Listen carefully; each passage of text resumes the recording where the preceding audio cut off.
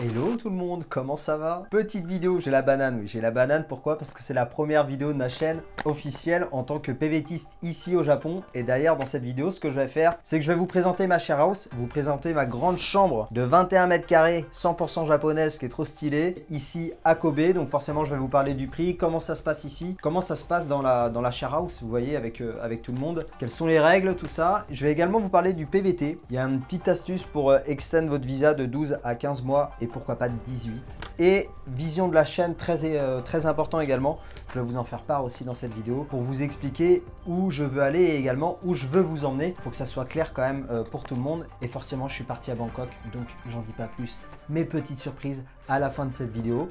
On y va, c'est parti.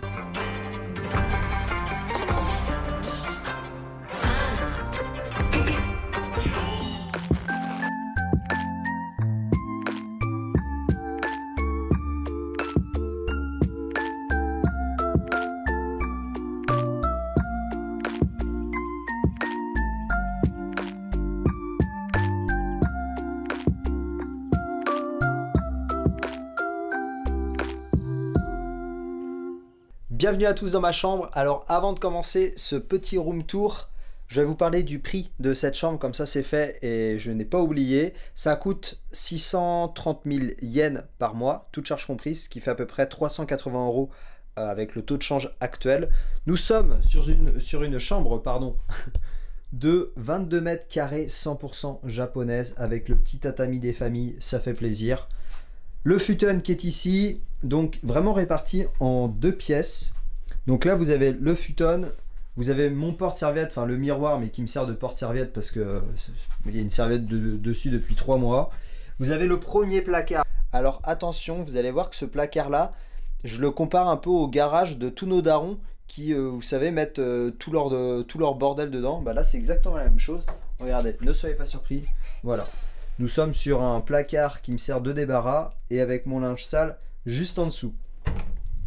En haut, nous avons un placard qui me sert à rien, qui est totalement vide, le porte-manteau qui est à gauche, et puis ici nous arrivons sur la pièce principale avec mon espace de travail qui est ici. Donc je passe à peu près 6 jours sur 7 sur cette chaise dans ce bureau. J'ai tout acheté sur Amazon, ça a dû me coûter 200 balles là, tout l'ensemble avec la commode et la chaise, les tapis et également le bureau. Donc c'est top, enfin, vous voyez ça me fait vraiment un petit setup pour que je puisse travailler en distance avec une bonne connexion Wi-Fi. Et tout ça, bah, cette share house me le propose, donc c'est nickel. Je l'ai un peu arrangé à ma sauce comme vous pouvez le voir. À ma gauche, vous avez mon petit hôtel pour faire la méditation matinale. Donc ça aussi, c'est un vrai petit kiff d'avoir pu avoir accès à voilà, un espace pour méditer tous les matins.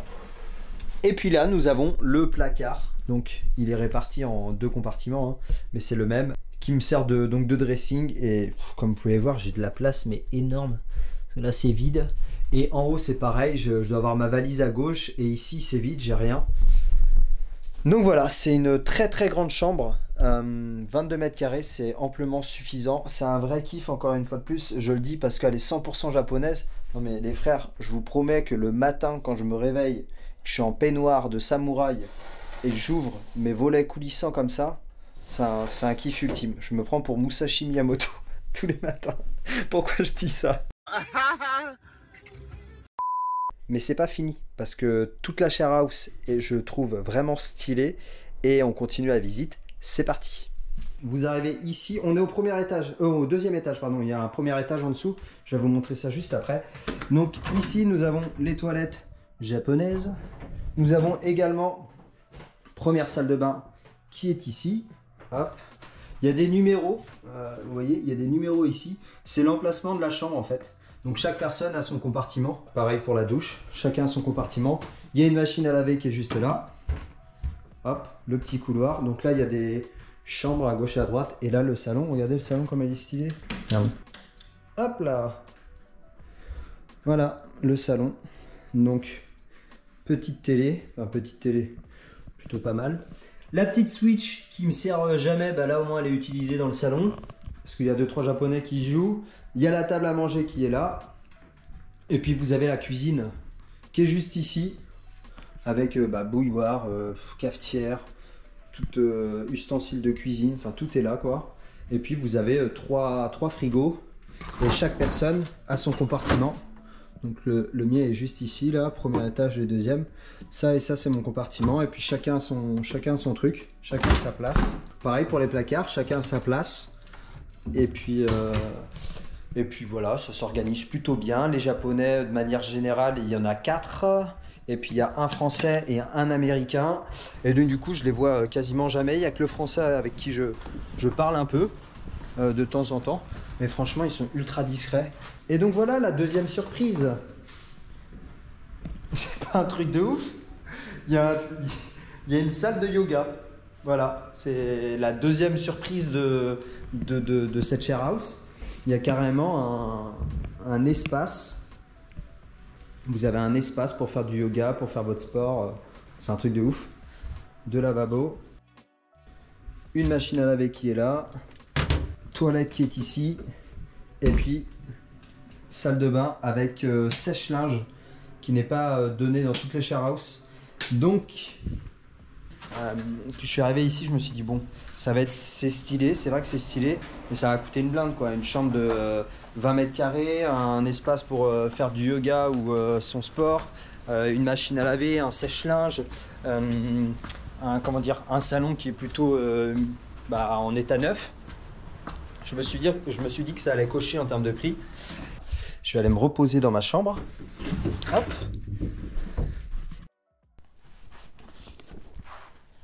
Allez, j'attends vos commentaires. Mettez-moi une petite note de 1 à 56 sur la note générale de ma share house et de ma chambre. Share house, j'ai tout dit, 380 € par mois, tout compris, électricité, internet, tout ça. 2-3 petites règles, mais franchement, rien de contraignant. Pas le droit de faire de bruit entre 22 h et 7 h du matin. Comme je vous ai dit, beaucoup de salariés ici, donc je les vois jamais. Franchement, ils arrivent à 18 h le soir, ils partent à 7 h du matin. Entre temps, ils font la cuisine et après, ils vont manger dans leur chambre, donc je les vois quasiment jamais. Il y a juste le français que je vois de temps en temps, sinon, je vous dis, j'ai l'impression de vivre tout seul dans cette maison. Donc c'est plutôt pas mal, je vous avoue que moi qui aime bien être seul, bah ça me va. Le PVT maintenant, je suis parti à l'hôtel de ville ce matin m'enregistrer. Quand vous arrivez à l'immigration, on vous donne, avec votre PVT d'1 an, on vous donne une pièce d'identité qui est valable 1 an. Bon, je sors de l'hôtel de ville un instant. Vous savez, quand vous arrivez avec votre PVT, vous avez 14 jours pour vous inscrire à la mairie la plus proche de votre adresse de résidence. Et si vous déménagez, il faut refaire la même démarche. Donc voilà, c'était la petite mission de ce matin. C'était aller faire les démarches. Bon, je me doutais que ça allait pas parler anglais. Mais rassurez-vous, hein, pour toutes les personnes qui ne parlent pas japonais comme moi, bah, vous avez Google Translate quoi, tout simplement. Ce petit objet miracle qui vous sauve la vie pas mal de fois. Bah là, c'était encore le cas aujourd'hui. Le départ, c'est plutôt simple. Il vous demande de remplir votre nom, votre prénom, votre numéro de portable, tout ça. Mais à un moment, il vous parle quand même par rapport à l'assurance maladie, si vous voulez souscrire à une assurance maladie, si vous allez travailler pour avoir une assurance par rapport au travail, ou cotiser par rapport au travail. En fait, ça dépend si vous faites un baito ou un travail à plein temps. Enfin bref, plein de petites questions comme ça. Et c'est vrai que si vous ne maîtrisez pas le japonais, c'est bien d'avoir Google Translate pour au moins bien comprendre ce qu'ils vous disent. Et savoir à quoi vous attendre.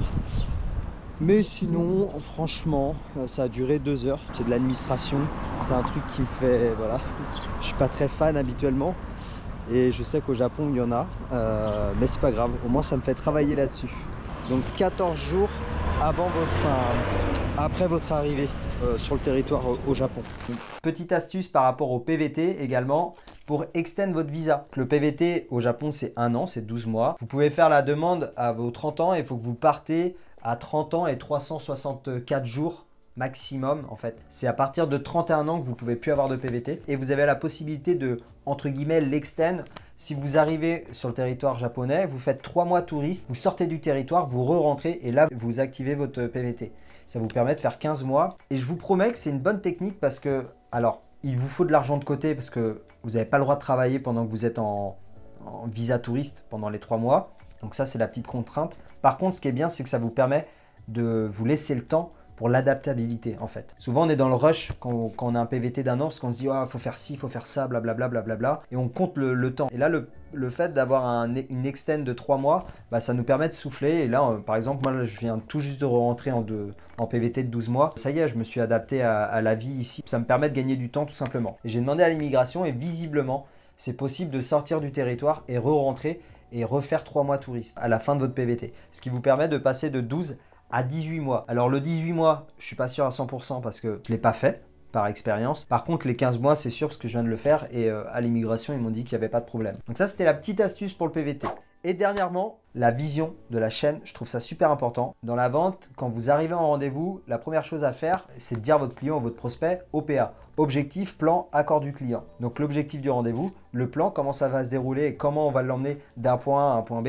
Et puis s'il est d'accord. Et bien là, je trouvais que c'était exactement la même chose. Pour vous, c'est important, je trouve, que vous sachiez où je veux vous emmener. Et moi également, c'est important que je sache où je veux aller à travers cette chaîne-là. Alors, il va y avoir deux sortes de vidéos. Une vidéo comme celle-ci, vraiment brute, authentique, très peu de montage, où je vais documenter ma vie au Japon, mais de manière très light. Par exemple, là, cette semaine, je vous ai montré ma share house. Semaine prochaine, j'ai envie de vous visiter le quartier de Kobe où j'habite. Après, vous faire visiter les montagnes, pourquoi pas. J'ai envie de vous y emmener, vous montrer vraiment un Japon authentique, sans vraiment de montage. Je pense que c'est comme ça que je vais réussir à créer, et c'est ce que je veux, créer vraiment un lien avec mon audience. Je vais également reprendre les live Twitch tous les samedis matins chez moi, donc vendredi soir chez vous. Comme ça, toutes les personnes qui ont des questions sur le PVT, le Japon en général, tout ça, ou même sur l'entrepreneuriat, machin, je ferai des lives d'1 heure, je pense, tous les samedis matins pour que je puisse y répondre, si ça peut aider des gens. Ça, pareil, comme ça permet de créer un lien entre nous et ça me fait kiffer. Je vais également continuer à créer des vidéos comme celle de la semaine dernière avec un storytelling bien léché. J'essaye en tout cas. Un storytelling bien léché, un montage bien travaillé. Certes, ça me prend 3-4 jours, mais c'est pas grave parce que de une, pour vous, ça vous crée de bonnes émotions, je pense. En tout cas, j'ai eu de bons retours par rapport à ma dernière vidéo. Donc vous, de votre côté, vous passez un bon moment. Et moi, de mon côté, ça me permet de m'améliorer dans le montage vidéo. Et ça, j'ai vraiment envie de maîtriser cette compétence-là à l'avenir. Et donc, c'est pour ça que j'ai envie de continuer également ce format-là où il faut que je me creuse les méninges à faire une bonne vidéo, à faire un bon montage avec un bon storytelling. Comme ça, tout le monde est content et c'est parfait. C'est la fin de cette vidéo, comme d'habitude. J'espère qu'elle vous a plu. Merci pour votre soutien. Merci de l'avoir regardé jusqu'au bout. Et nous, avant de se quitter, je suis parti à Bangkok la semaine dernière. J'ai pris 2-3 petites vidéos que je voulais vous en faire part dans celle-ci. Donc, je vous laisse déguster cette magnifique ville qui est incroyable. Bref, je vous dis à la semaine prochaine, prenez soin de vous, c'était Zixama, Namasté.